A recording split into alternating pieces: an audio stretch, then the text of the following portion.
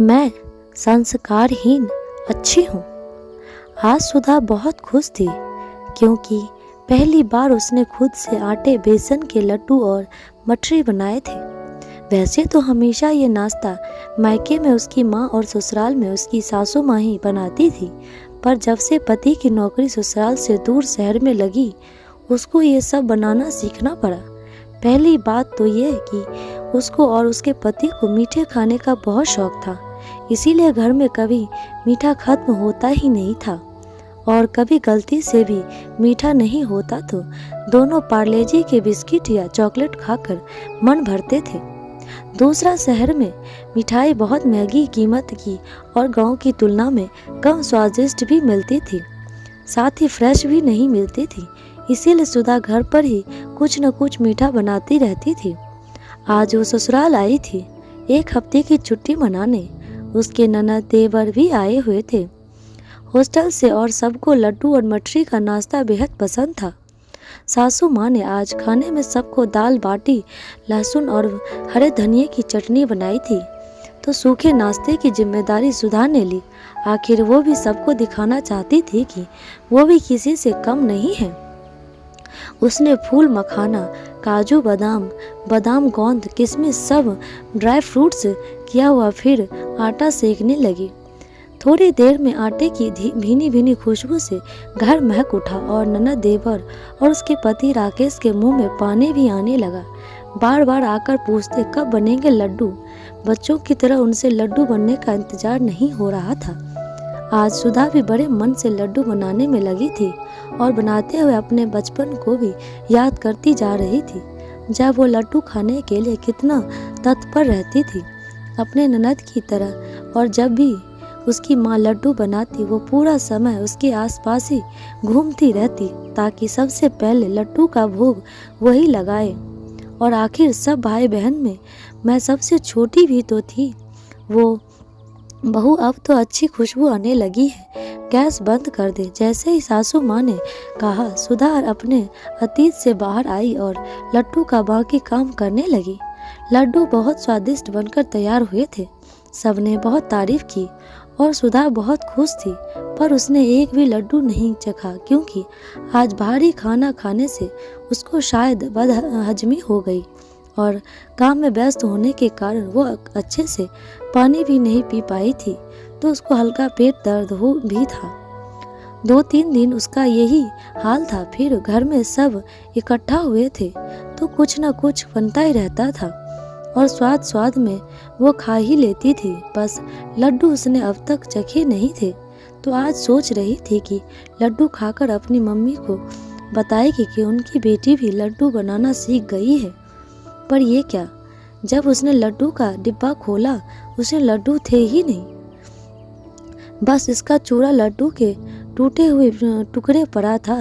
उसने सासू माँ से पूछा, मम्मी जी लड्डू इतनी जल्दी खत्म हो गए?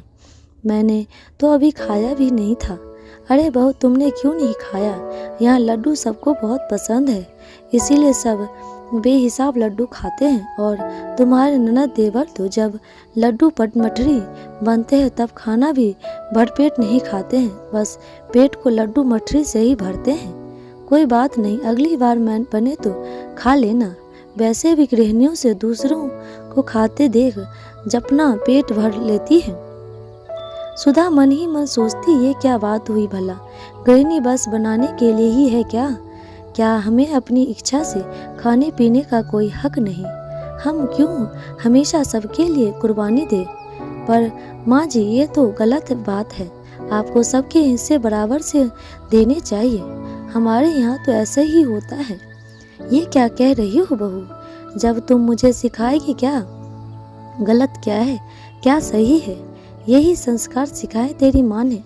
कितनी संस्कारहीन बहू है मेरी, आज पता चला। और सुन बहू, मुझे नसीहत मत दे कि मुझे क्या करना चाहिए और क्या नहीं। तुम्हारे यहाँ क्या होता है और क्या नहीं, इससे मुझे कोई फर्क मतलब नहीं। सुधा अपना मुंह सा बना लेकर रह गई, पर अब उसे अपनी माँ की दी हुई नसीहत याद आने लगी। जब वो भी बचपन में मम्मी पापा के लिए हिस्से का खाना खा लेती थी और पापा खाने में वंचित रह जाते। उसकी मम्मी उसे मना करती तो वो बोलती, आप मुझे प्यार नहीं करते, बस पापा ही प्यार करते हैं जो कभी भी मुझे मना नहीं करते खाने पीने से। बेटा, मैं तुमसे बहुत प्यार करती हूँ, इसीलिए ही तुम्हें ये नसीहत देती हूँ कि सबको मिल बांट कर खाना चाहिए। घर में 4 लोग हैं और 3 मन भर के अपनी पसंद का खाना खा ले, पर चौथे को बिल्कुल भी ना मिले, ये तो गलत बात है ना। ये संस्कार लेकर ससुराल जाएगी तो सब क्या बोलेंगे, इसीलिए पहले सबको बराबर मिलना चाहिए, फिर बचे तो अपने आप बारे में सोचना चाहिए। हाँ माँ, मैं समझ गई, आगे से ध्यान रखूंगी। अब जब भी घर में कोई मिठाई या फल या कोई भी अच्छा खाने का सामान आता तो सुधा सबसे पहले पूछती कि सबने खाया या नहीं, फिर भी बचा हुआ हिस्सा खाती। उसकी मम्मी हमेशा किसी भी चीज़ के उतने हिस्से करती जितने घर में लोग होते, ताकि सबको समान खाने को मिले। ये संस्कार उसको माँ से ही मिले थे और संस्कारहीन बोलकर उसकी सासू माँ ने उसे संस्कारों पर सवाल खड़ा कर दिया था। जबकि उसके ससुराल में सासू माँ जो भी फल या मिठाई आते उसे एक प्लेट में डालकर सबके सामने रख देती या फ्रिज के ऊपर। अब कोई ज़्यादा खा लेता तो कोई कम और कोई तो बिना खाए ही रह जाता। सुधा को ये अच्छा नहीं लगता, क्योंकि अक्सर उसके हिस्से में कम आता। वो घर की बहू थी तो खाने में झिझकती थी और खुलकर अपनी बात नहीं रख पाती थी। अगले दिन उसकी बड़ी ननद अपने बेटे के साथ आई थी और सासू माँ ने ब्रेड का पूरा पैकेट उसके सामने रख दिया। अब बच्चे तो बच्चे ठहरे, सही गलत की समझ उन्हें कहाँ होती भला। उसने तब तक ब्रेड किसी को नहीं दी जब तक उसका पेट नहीं भर गया। सुधा ने जब उसे समझाने की कोशिश की तब उसकी सास बोलने लगी, अब तू रहने दे बहू, अपनी नसीहत अपने पास ही रख। बच्चा है, खा लिया तो कौन सा गुनाह कर दिया, और बड़े होकर अपने आप समझ जाएगा। मुझे तुझे उस दिन भी समझाया था, ये संस्कार हमारे यहाँ के नहीं है कि खाते हुए को रोक दो या बहू होते हुए भी अपने बारे में पहले सोचो। नहीं माँ जी, आप उसकी आदत बिगाड़ रही हैं, उसको हफ्सी और जिद्दी बना रही हैं। वो सिर्फ अपने बारे में सोचेगा, किसी को मिले या नहीं मिले उसकी कोई मतलब नहीं। दीदी, आप बुरा मत मानिए, छोटा मुंह और बड़ी बात, पर यह तरीका सही नहीं है। आप जरा सोचकर देखिए, बच्चे को बांटकर खाने की आदत होनी चाहिए। हाँ या नहीं? हाँ माँ, सुधा भाभी सही कह रही हैं। मुझे भी लगता है कभी कभी आरुष जिद्दी हो गया है, अपने अलावा किसी के बारे में सोचता ही नहीं। कभी कभी तो जब उसके पसंद की चीज़ पर आती है तो मुझे और उसके पापा को हाथ तक नहीं लगाने देता है। अब सुधा ने आरुष को सिखाने के बहाने सबको अपनी मंशा से अवगत करवाना उचित समझा। उसने फ्रिज से अंगूर निकाले और उनको 8 हिस्सों में बांट दिया और आरुष को बुलाया। आरुष ने ये सब देखकर आओ, जाओ मम्मी, ये अपने अंगूर का बंटवारा क्यों कर दिया? नानी तो एक ही प्लेट में सबको रख देती है और सब उसी में से खाते हैं। एक साथ बैठकर बेटा, मैं ये बंटवारा नहीं कर रही हूँ, बल्कि बांटकर खाने की आदत सिखा रही हूँ। तुम बच्चे को मैंने देखा भी, जो भी फल, मिठाई या चॉकलेट आती है वो सबको नहीं मिल पाती है, और कोई एक सदस्य ज़्यादा खा लेता है तो कोई बिल्कुल भी नहीं खा पाता है। हम घर पर 8 लोग हैं या नहीं? आरुष गिनने लगा और बोला, हाँ तो सबको बराबरी का हिस्सा मिलना चाहिए या नहीं? हाँ, मिलना तो चाहिए, इसीलिए मैं इसके 8 हिस्से कर रही हूँ। ओह, ये तो अच्छी बात है मामी, अब तो मम्मी को भी खाना पड़ेगा क्योंकि ये अंगूर नहीं खाती है। हम सब साथ मिलकर खाएंगे तो कितना मज़ा आएगा। आरुष बहुत खुश होते हुए बोला। आरुष को ऐसे फ्रूट सर्व करते देख सुधा की ननद और सासू माँ को बड़ा आश्चर्य हुआ।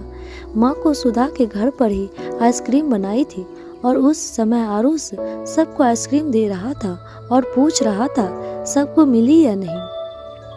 उसको भी उसके साथ खाने में बहुत आनंद आ रहा था, और जब सुधा ने अपने हिस्से में से आरुष को थोड़ा और दिया तो वो बोला, मामी ये तो आपकी है।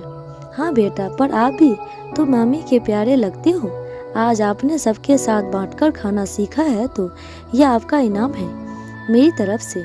और आरुष ने मामी के गालों को प्यार से चूम लिया और बोला, आई लव यू मामी, आप बहुत अच्छी हो। और मेरी फ्रेंड भी। सब लोग आरुष की बातें सुन हंसने लगे। सुधा की सासू माँ भी आज पहली बार सबके साथ बैठकर खाने का आनंद ले रही थी। तो हमेशा बच्चों के खाने के बाद कुछ बचता तो वो खा लेती, नहीं तो कोई बात नहीं। उससे संस्कारवान बहू को संस्कारहीन कहकर बहुत बड़ी गलती की थी। तो आज वो अपनी बहू से माफ़ी मांगने में भी नहीं झिझकी। बोली, बहू मुझे माफ़ कर दे बेटा, मैंने तेरी माँ के दिए संस्कारों का गलत अर्थ लगाया। नहीं माँ जी, कोई बात नहीं, आप बड़े हो, आपको मुझे डांटने का पूरा हक है। पर हाँ, मेरी इन आदतों से कोई मुझे संस्कारहीन समझे तो मैं संस्कारहीन ही अच्छी हूँ। सासू माँ का अपना सा मुँह लेकर रह गई। पर अब वो भी अपने बारे में सोचने लगी थी। अपना इच्छा पसंद नापसंद का ध्यान रखने लगी थी। अब जब भी कोई फल आता या मिठाई आता या आइसक्रीम, सबको बराबर का हिस्सा मिलता, चाहे वो घर के पुरुष हो या औरतें। वो बात अलग है कि जिसको नहीं खाना है वो ना खाए और जिसको पसंद है वो मांग कर खा सकता है। सुधा बेटा, तेरी नसीहत को कमाल कर गई। आज मुझे भी खाने को इच्छा होती है, नहीं तो पहले अपने मन को मारकर बच्चों को ही खिला देती थी। सोचती थी कोई बात नहीं, बच्चों ने खाया, मैंने खाया, क्या फ़र्क पड़ता है। फ़र्क पड़ता है माँ जी। क्या बच्चों आपसे कभी पूछा है कि माँ आपने कम खाया या नहीं, आपको बचाया नहीं। हम रोज में भी ऐसा ही करते हैं। कभी सब्जी कम पड़ जाती है तो हम भी मन मारना पड़ता है, या कभी बासी रोटी बच जाती है तो वो भी हम औरतें ही खाती हैं। पर यह कहाँ का नियम है कि हमेशा कॉम्प्रोमाइज़ औरतों का ही करना पड़े। इसीलिए मुझे मेरी माँ की दी हुई नसीहत हमेशा याद रहती है। बांटकर खाने की आदत होनी चाहिए, इससे प्यार और अपनापन बढ़ता है और एक दूसरे को ख्याल रखने की आदत भी बढ़ती है। कम हो तो कम या ज़्यादा हो तो ज़्यादा, पर मिलना सबको बराबर चाहिए। इससे बच्चों में पक्षपात की भावना का विकास भी नहीं होता है और उनसे संतुष्ट रहने का गुण भी विकसित होता है। दोस्तों, बात बहुत छोटी है पर ज़रूरी है। बच्चों में अच्छी आदतों का विकास हम माँओं की जिम्मेदारी है। इसीलिए बचपन से ही उनसे शेयर करने की आदत सीखनी चाहिए और दूसरों की वस्तुओं पर अपना अधिकार नहीं होता ये बताना होगा। तभी तो लालची और जिद्दी नहीं बनेंगे और माँ पिता का पश्चाताप करने का आरोप भी नहीं लगेगा। आप मेरे विचारों से सहमत है तो कमेंट में ज़रूर बताइएगा। लाइक शेयर सब्सक्राइब ज़रूर कीजिएगा। धन्यवाद।